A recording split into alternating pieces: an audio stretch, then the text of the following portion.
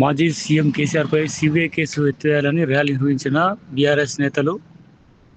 భూపాలపల్లి జిల్లా మొగులపల్లి సెంటర్లో ధర్నా నిర్వహించిన మాజీ ఎమ్మెల్యే గండ్ర వెంకటరమణారెడ్డి కేసీఆర్పై పెట్టిన సీబీఐ విచారణ ఎత్తివేయాలని, రాష్ట్ర కేంద్ర ప్రభుత్వాలు వెంటనే స్పందించి రైతులకు యూరియా కొరత లేకుండా సరఫరా చేయాలని డిమాండ్ చేస్తూ మొగులపల్లి మండల కేంద్రంలో మొగులపల్లి పిఎస్ఎస్ సొసైటీ నుండి చౌరస్తా వరకు నిర్వహించిన నిరసన ర్యాలీలో కార్యక్రమంలో ముఖ్య అతిథిగా పాల్గొన్న గండ్ర వెంకటరమణారెడ్డి అనంతరం మొగులపల్లి చౌరస్తాలో రోడ్డుపై బైఠాయించి ధర్నా నిర్వహించారు.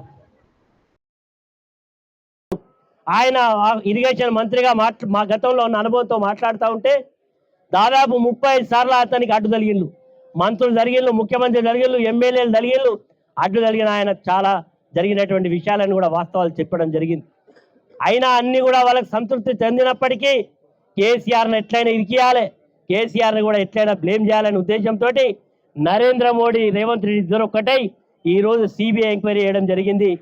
మరి రాహుల్ గాంధీ కాంగ్రెస్ పార్టీ ప్రతిపక్ష నాయకుడు చెప్తా ఉన్నాడు, సిబిఐ అంటే బీజేపీ సంస్థ, బీజేపీ జేబు సంస్థ, ఎవరిని నాయకులను కంట్రోల్ చేయాలంటే సిబిఐలు వేస్తారు, మేము సిబిఐ నమ్మని చెప్పి రాహుల్ గాంధీ చెప్తారు.